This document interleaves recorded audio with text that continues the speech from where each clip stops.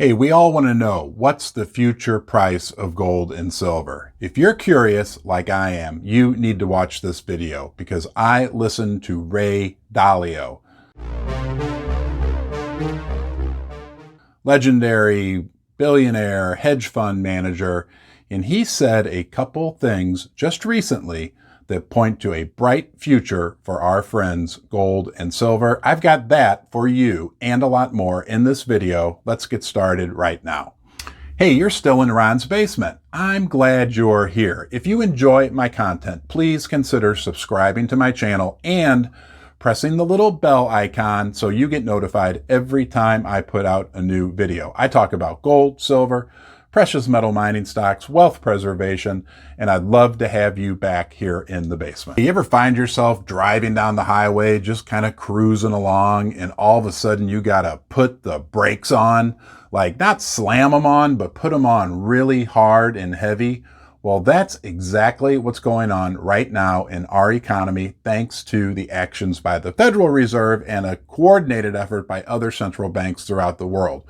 More on that later and how that directly relates to what's going to happen in the coming 6 months to 24 months with the price of gold and silver. But right now, gold is hanging in there at $18.50 per ounce, silver hanging in there at $22 per ounce. I think we are at a bottom. Could be wrong, but it feels to me like we're building a new base in this 1800 to 1850 range, which will act as a launch pad for the price of the precious metals as we head into the coming time period. So let's talk about what Ray Dalio said, and then I'm going to pull it all together for you and what I think is a concise and persuasive argument for the price of silver and gold going forward. The first thing Ray recently said was that he thinks the central banks throughout the world are going to need to cut rates by the year 2024. That's because, and this is the second thing he said, which is very pertinent to precious metals investors, stagflation. We are in a period of stagflation. It's just not Ray that's saying that. It's the world economic, whatever, everybody's saying we are in a stagflationary period, which means we have inflation, okay, but we also have stagnant and or recessionary type economic environment. And the reason that just using monetary policy, this is a big key we need to understand. Just the Fed alone and the other central banks, why that's not going to necessarily work to kill inflation completely is because we have structural inflation. And without diving into a big rabbit hole on what that means it's more than just a money phenomena. We have these like supply chain issues, we have war issues, we have kind of a what they call supply side inflation issue going on right now, where there's just not enough goods, no matter what the price is, to satisfy the demand in many areas of the economy. And this is where it gets juicy, folks. The futures markets have priced in 2 years of interest rate increases. Gold and silver are forward looking. That means gold and silver have also, at their current price, priced in 2 years of interest rate hikes.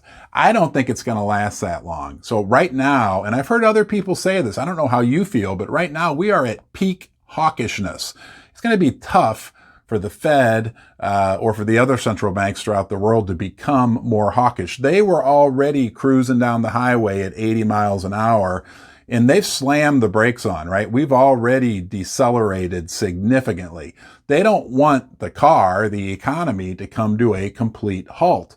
So the next move, most likely, right? No crystal ball here. You're looking at the crystal ball, but the next move, most likely, is going to be more of a tilt back towards dovishness, because they need to get that car rolling again. They don't want it to go down to 20 or 15 miles per hour. They want to keep it rolling. So here's the bottom line. Here's what I think. I think that at this point, gold and silver have put in a bottom, and they've already priced in all this uber hawkishness. It's very unlikely that the Fed or any other central bank is going to become more hawkish, and it's more likely that what we're going to start to see is some less hawkishness. And that will be good for our friends gold and silver, because the inflation, they might have a little impact on it, but it's probably not going anywhere anytime soon.